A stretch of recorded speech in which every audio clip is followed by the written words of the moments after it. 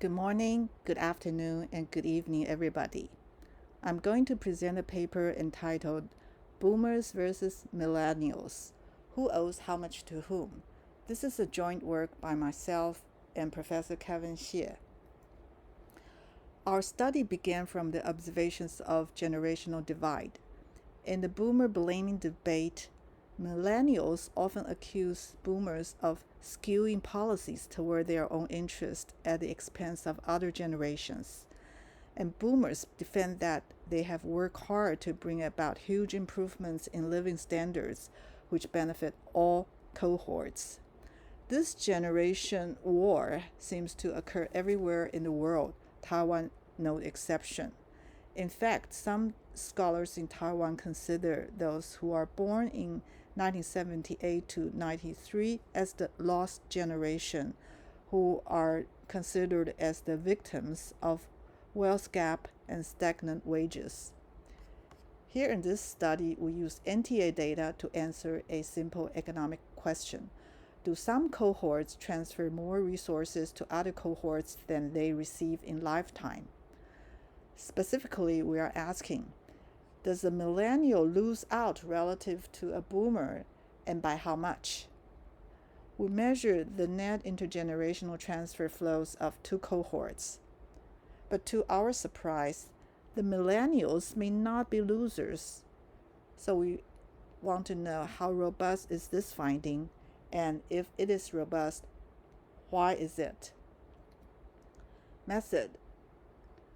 We calculate lifetime intergenerational transfers as the sum total of net public transfers and net private transfers. Data. We have 30 years of NTA data, 1981 to 2016. We then follow the generational accounting method to project into the future and also into the past, so that we can cover the entire lifespans of those born in 1981 and those born in 1951. Here is a brief review of the rapid changes in Taiwan. Regarding economic growth, Taiwan has gone through the super high growth period to high growth and now low growth. Along this development, we also see longer schooling years and higher health spending. Regarding welfare, there have been very few social programs in the beginning. More are launched over time, but some are overly generous. So pension reforms have started since last year. Regarding demography, in 6 years, Taiwan will become a super-aged society with TFR equal to 1 today, which is in sharp contrast to TFR being close to 6 in 1960. Regarding family, the average size has shrunk substantially, and intra-household transfers shift towards kids along family nuclearization. Result. The left-hand side is for calendar year 2016, which has a normal shape, positive for children and elders, and negative for working ages. However, in the cohort diagram on the right-hand side, the children part is hardly visible, mainly because the income was very low in the past. This suggests that proper discounting is necessary. Here are the results for the two cohorts with discount rate 3 or 7%, all discounted to 2016 value. We then add up the numbers throughout the lifetime and adjust for survival rate. The result shows that for the 1981 cohort, they received positive lifetime intergenerational transfers, while the 51 cohort is a net payer in its lifetime. This is opposite to common belief, so we want to know if the result is robust. A first question to ask is whether the discount rate is appropriate. Actually, 3 or 5 or 7% are numbers often used, but they don't seem right in the case for Taiwan. For the 51 cohort, the pre-1981 projections look overly small even after discounting. Then for discount rate at 7%, the post-2016 projection also looks somewhat too small. So these numbers suggest that we need a better discounting scheme. Next, we look at how actual interest rate, GDP deflator, and GDP per capita growth rate compare with the fixed rates. One point to note is that in earlier decades, these rates are well above 7%, and in recent decades, they are well below 3%.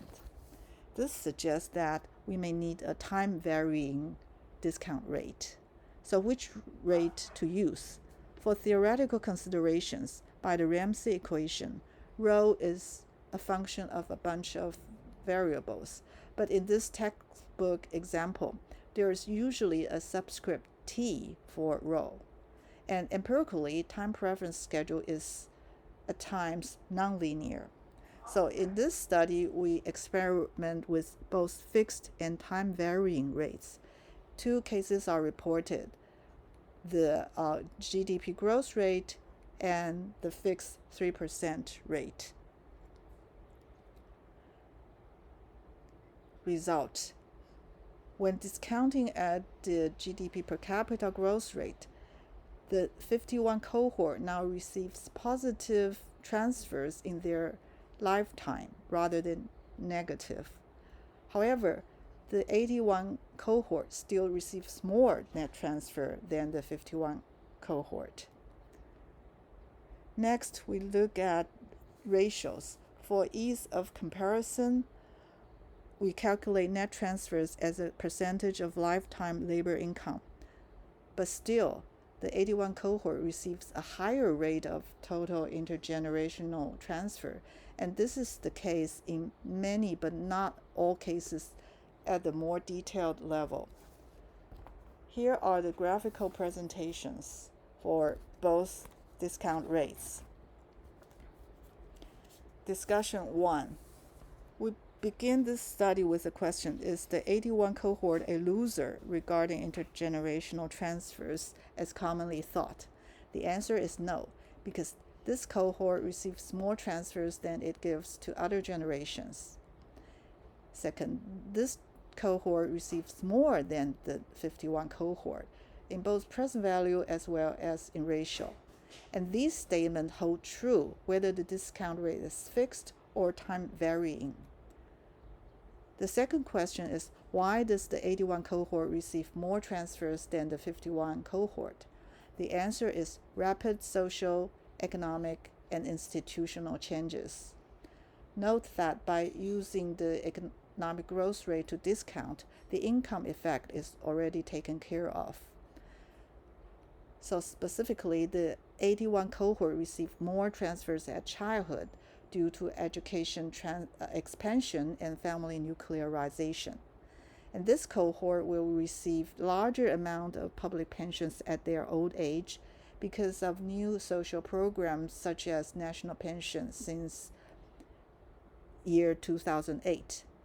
As for working ages, the 81 cohort pays a lower tax rate, but this is mostly an accounting reason, as they spent more years in schools and started working and paying taxes later.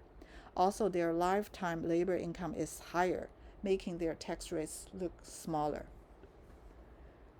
Finally, we want to know, why does our finding contradict popular impression?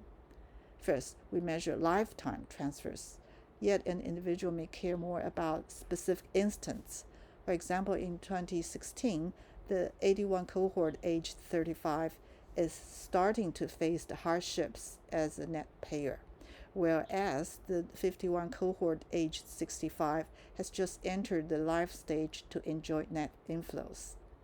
Second, we measure intergenerational transfers only, but an individual may consider all types of transfers, including asset reallocation. Third, we consider current and known flows and situations, yet there are also worsened wealth gap, upcoming reforms, escalated uncertainties, which means there are more works to do. Thank you.